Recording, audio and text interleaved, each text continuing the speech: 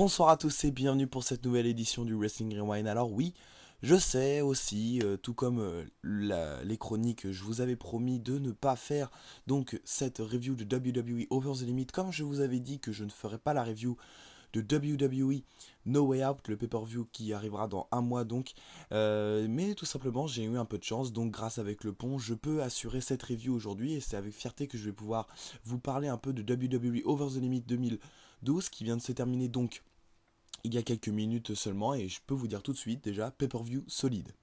C'est le cas de le dire, pay-per-view solide. Alors surtout faites pas attention à ma voix, j'ai la voix cassée. Donc pay-per-view solide parce que généralement les deux dernières éditions de WWE Over the Limit, elles ont été très moyennes. Vraiment, c'était très moyen au niveau catch. Le show était moyennement solide. Heureusement qu'il y avait les I Quit match pour rattraper un peu le tout. Bon, l'année dernière, il y avait le Christian Randy Orton.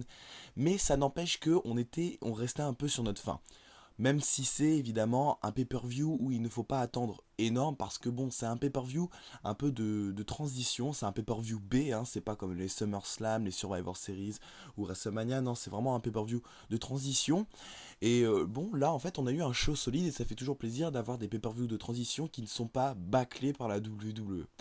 Donc, il y avait donc le pré-show diffusé sur YouTube, 30 minutes avant le show, donc Kane a battu Zack Ryder après un chokeslam. Bon voilà, un Zack Ryder est dans une pente descendante, il n'arrive pas à remonter il arrive pas à remonter la côte, les bookers lui font plus confiance, c'est assez bizarre, pourtant il a toujours un succès auprès du public. On sent que la Ryder Mania s'est terminée depuis longtemps. Kane remporte la victoire et donc je pense que ça met un terme définitivement à l'espèce de pseudo-rivalité qui avait commencé lorsque John Cena était en rivalité avec Kane et que Zack Ryder s'est retrouvé malgré lui dans cette histoire. Donc ensuite on a une Battle Royale, donc tous les participants ont donc fait leur entrée pendant le pré-show, et donc la Battle Royale a commencé lors du début du pay-per-view, permettant de vendre encore plus facilement le pay-per-view pour ceux qui s'attelaient encore à ce qu'ils savaient pas trop. Donc la bataille royale allait déterminer pour le vainqueur un futur title shot lors de la même soirée pour l'Intercontinental Championship ou le United States Championship. Donc c'était au choix, donc le vainqueur choisissait quel titre il voulait, enfin quel champion il voulait affronter plus tard dans la soirée pour le titre. Et donc une bataille royale, alors pas trop mal, hein, c'est pas facile toujours de noter une bataille royale, voilà, bon c'était une bataille royale sans plus, mais le plus important évidemment, on ne l'oublie pas, c'est le retour de Christian. Eh bah ouais, le Captain Charisma qui n'était plus apparu à la WWE depuis novembre, après une blessure, donc a fait son retour et a gagné la bataille royale. Donc à la fin de ce match, il a visé Santino Marella. Donc on avait pour la plus tard dans la soirée un United States Championship match entre Christian d'un côté et Santino Marella de l'autre. Ce qui est assez marrant, c'est donc que Christian revient, fait son retour en face et donc choisit d'affronter Marella. Mais on verra plus tard que évidemment la donne va changer. Ça m'aurait étonné si ça avait été resté comme ça. Donc ensuite on a eu en opener, si on peut le dire, parce que bon la bataille royale on va dire c'était une sorte d'apéro.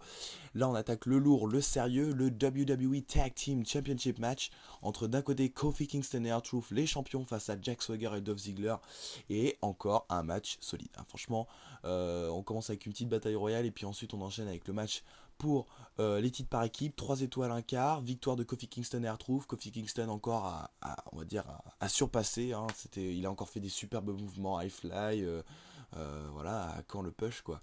Je suis un peu quand même déçu de voir que R-Truth quand même est un peu mis de côté. Enfin, même s'il a son petit spotlight, j'ai l'impression que l'équipe c'est Kofi Kingston et il y aurait besoin que de Kofi Kingston en fait. Donc c'est assez bizarre. Surtout je suis fan d'R-Truth, donc c'est bon. Voilà, il est champion, mais on a l'impression que l'équipe, Kofi Kingston, il fait l'équipe à lui seul, mais bon. Hein, au moins déjà, ils sont en équipe, au moins il gagne des titres, et au moins Kofi Kingston a un titre, ce qu'il mérite largement. Jack Swagger et Dolph Ziggler, une bonne prestation. Hein. Généralement, Swagger est un peu critiqué. Là, il a fait une bonne petite prestation. Ziggler, toujours aussi énorme. Je vous rappelle que Dolph Ziggler est le meilleur encaisseur de finisher de la WWE avec Evan Bourne. Ces mecs-là, c'est des mecs, ils vendent super bien les coups. Et donc, on a eu un opener vraiment de qualité. Ça bougeait bien, ça allait vite. 3 étoiles, un quart, c'est vraiment une bonne note pour un opener. Ensuite, on a eu le WWE Divas Championship match entre d'un côté Layla et de l'autre Beth Phoenix. On rappelle qu'il n'y avait pas vraiment de rivalité. Layla avait battu donc Brie Bella pour remporter le titre. Puis ensuite, Madame Beth Phoenix voulait donc son rematch pour le titre. Voilà, Layla a réussi à battre Beth Phoenix, un match 2 étoiles. Bon bah voilà, on s'y attendait, un match court. Il y a eu quand même un petit travail technique avec notamment Layla qui voulait travailler. Non, le Beth Phoenix qui travaillait donc la jambe déjà abîmée de Layla, puisqu'elle venait de retour de blessure, elle s'était blessée au genou. Et donc Beth Phoenix qui se travaillait là-dessus. C'était assez intéressant, mais bon, ça permet pas de remonter le match dans sa totalité, donc ça fait que 2 étoiles, c'est une mauvaise note, mais bon, on s'y attendait un peu, le dernier bon match des Divas, il remonte à Beth Phoenix contre Tamina à Elimination Chamber 2012, et après, il faut remonter au moins un an avant pour avoir un autre match, donc c'est pour ça, c'est vraiment très parsemé, très dispersé les bons matchs de Divas. Ensuite, on a eu le Fatal 4-Way match pour le World Heavyweight Championship. Alors, c'est marrant, c'est que déjà le match en plein milieu de la soirée, c'est vraiment. Le, le, le titre perd de plus en plus de sa considération. Déjà que pour les 2 dernières WrestleMania, le titre Polo a été défendu en opener. En opener, hein, c'est de la merde. Enfin, c'est pour les matchs de titres secondaires, des titres tag team ou des matchs de merde. C'est dommage de le mettre en opener. Et là, il se retrouve en milieu de show, enfin début, milieu de show. Je trouve ça dommage, mais bon, du moment qu'on est notre match, on a donc eu un Fatal 4-Way match pour le World Heavyweight Championship. Sheamus, Randy Orton, Alberto Del Rio, Chris Jericho. Sheamus a conservé dans un match. Il manquait quelque chose. Il aurait pu atteindre le 4 étoiles, vous voyez, il a fait 3 étoiles, 3 quarts, mais il manquait quelque chose pour atteindre le 4 étoiles. C'est bizarre, c'est que les Fatal 4-Way, j'ai l'impression qu'ils perdent de leur superbe année après année. Je veux dire, avant, les Fatal 4-Way, ils étaient assez cool de la part de la WWE. Mais là, euh, il aurait pu avoir les 4 étoiles si le début du match avait pas été trop long. Au début du match, on se concentrait surtout sur Sheamus et Randy Orton. C'était assez pesant, c'était assez chiant de voir qu'on voulait absolument les mettre en avant ces 2 hommes-là et que Alberto Del Rio et Chris Jericho restaient plutôt en arrière. Mais alors par contre, ce qui remonte la note, évidemment, c'est la fin. La fin, ça va à 100 à l'heure, c'est des mecs qui portent des finishers à tout va, prise de soumission, Jericho avec son Walls.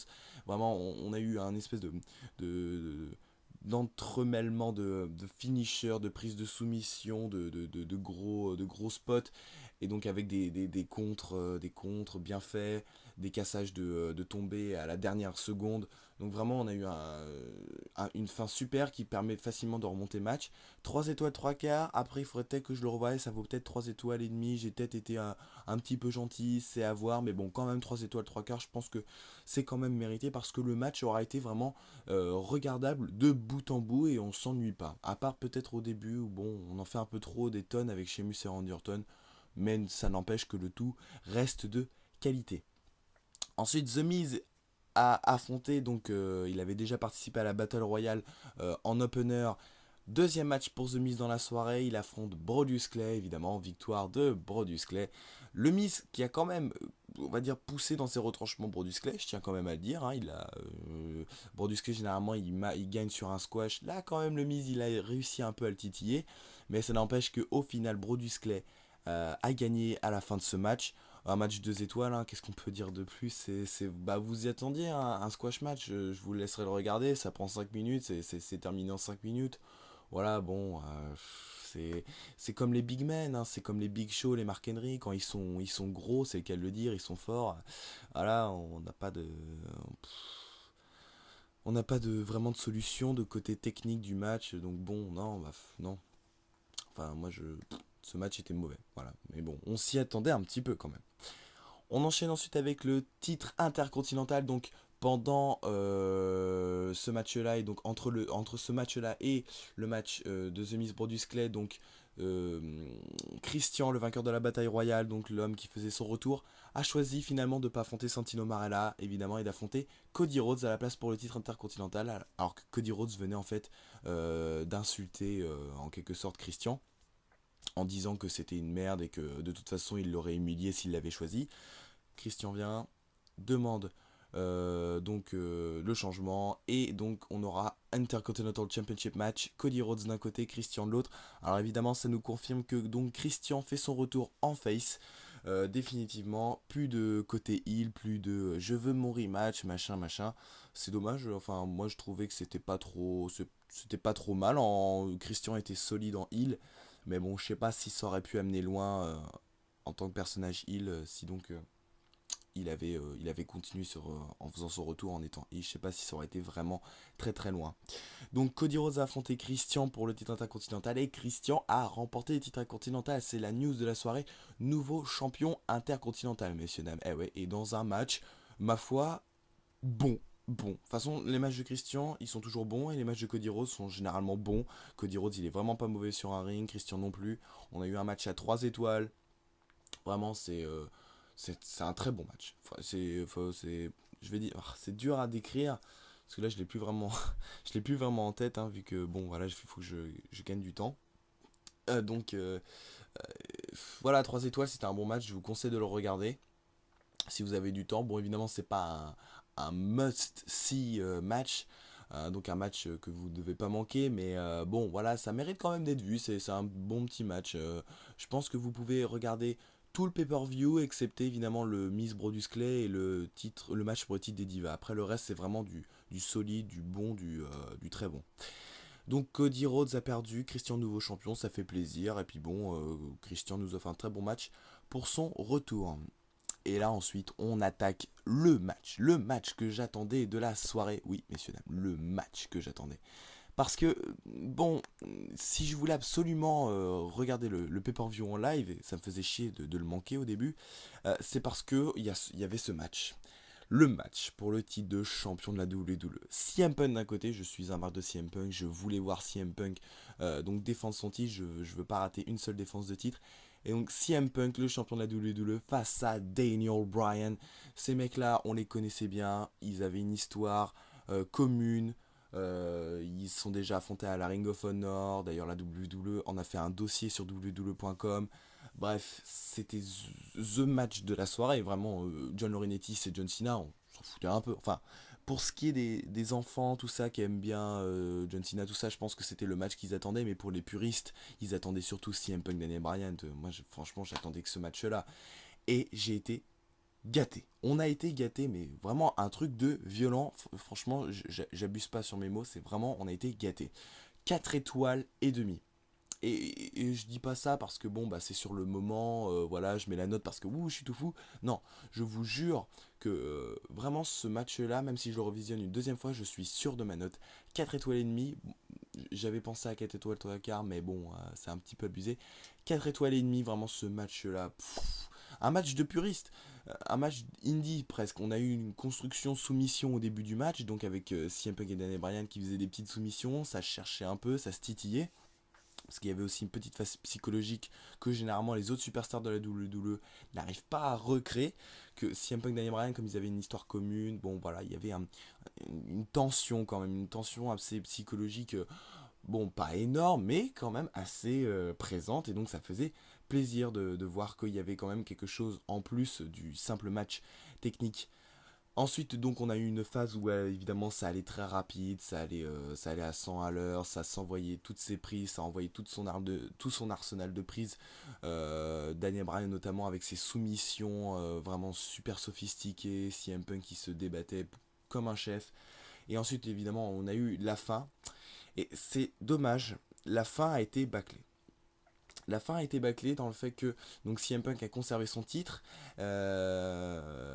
Donc je vous explique la situation. Donc CM Punk, je sais plus sur quelle prise, arrive à, on va dire, à se à s'allonger presque sur le corps de Daniel Bryan qui se retrouve bloqué en quelque sorte sur le Lebel Lock en fait. Daniel Bryan en fait était en train de porter le Lebel Lock à CM Punk, mais CM Punk a réussi à en quelque sorte s'allonger sur Daniel Bryan qui s'est retrouvé donc en position de tomber, mais le Lebel Lock était toujours en train d'être appliqué. Et donc l'arbitre a fait le décompte de 3 et genre juste après le décompte de 3 pendant que la cloche est sonnée, t'as CM Punk qui a tapé. Et donc CM Punk il a même pas célébré, enfin il a pris son titre, il est parti, il est resté sur le titre en tronc, et là ça voulait tout dire. Donc Daniel Bryan s'est fait en quelque sorte screwed. Et donc, d'ailleurs, Daniel Bryan à la fin gueulait t'as tapé, tu t'es fait soumettre. Et donc, voilà, ça pue le work, et donc ça sent le gros match, le gros rematch à WWE No Way Out, et franchement, bah, c'est super. Moi, je veux dire, tant mieux, tant mieux s'ils vont ça réaffronter une nouvelle fois en pay-per-view et lors de No Way Out. Peut-être en steel cage match, faut voir, hein, on croise les doigts. Et donc voilà, donc une fin un peu bâclée, bon, ça permet de préparer pour la suite avec No Way Out, sûrement, ou un rematch à Raw, mais j'espère un pay-per-view.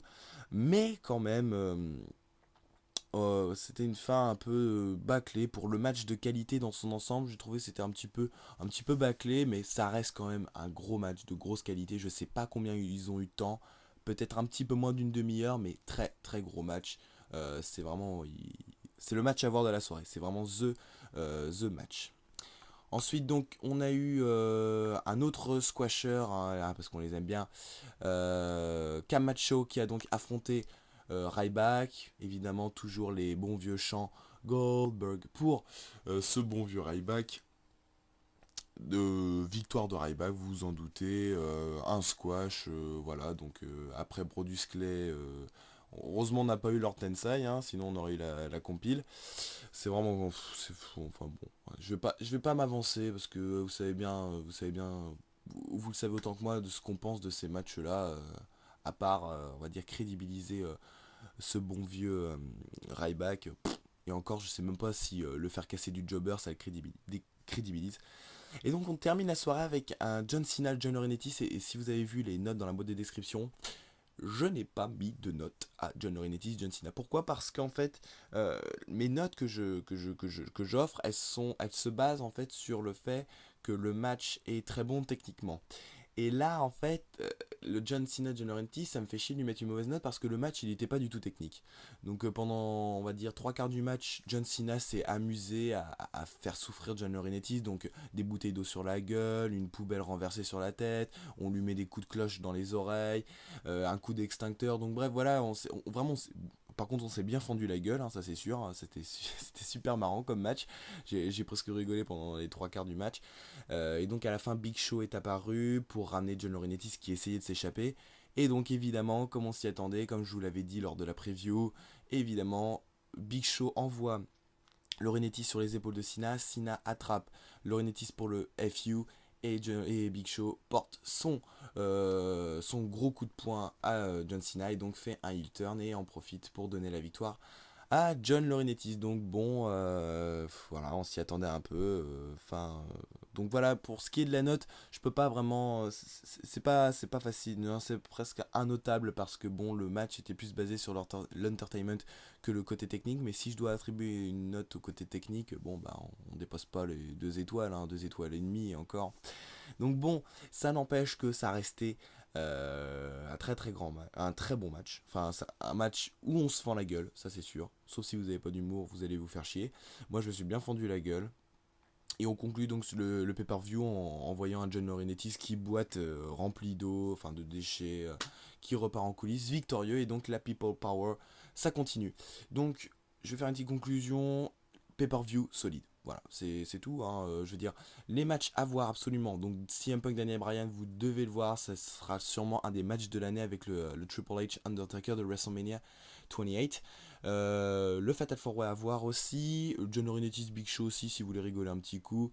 Et l'opener aussi. Donc, vraiment, c'était les vraiment très bons matchs de la soirée. Voilà, donc un pay-per-view solide, ça fait plaisir. On enchaînera avec donc WWE No Way Out dans un mois, en espérant que cette fois-ci la WWE va travailler ses rivalités, on va dire un peu plus avec plus de travail quand même, parce que bon, là on a vu que 3 semaines pour préparer un pay-per-view. Là on va dire ils s'en sont bien sortis, mais quand même, hein, il faudrait leur laisser plus de temps aux bookers pour préparer des bonnes choses. Hein. Après, qu'on s'étonne pas que les gens ils achètent pas les pay-per-view. Si t'as pas des trucs de travailler derrière, c'est pas étonnant.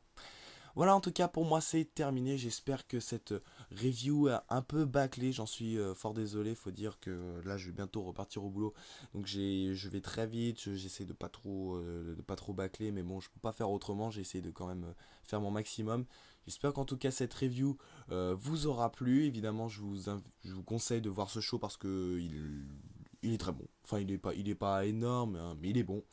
Il est bon, donc voilà, c'est le pay-per-view à voir, et je pense que vous passerez un bon moment comme moi j'ai pu le passer en live. Voilà, donc merci à tous, en tout cas ceux qui suivent et qui continuent de regarder mes vidéos. N'hésitez pas à vous abonner à ma chaîne YouTube, à mettre j'aime sur la vidéo, à la commenter, surtout la commenter, ça m'intéresse beaucoup vos avis concernant cette chronique, et à mettre un petit j'aime sur la page Facebook, donc le lien de ma page Facebook, il est juste dans la boîte de description, juste en bas. Voilà, vous voyez juste au-dessus des notes attribuées au match, pour me soutenir. Et donc, on se retrouvera pour une prochaine édition. Je ne sais pas quand. Hein, c'est un petit peu la surprise, en espérant que je pourrai assurer WWE No Way Out. Mais bon, au moins déjà on s'est fait Over the Limit et on s'est fait le CM Punk Daniel Bryan. Match à voir, ne le ratez pas mes amis, c'est le match de l'année avec Triple H Undertaker. Merci à tous, je vous dis à la prochaine, salut et merci de votre soutien. Et vive le catch!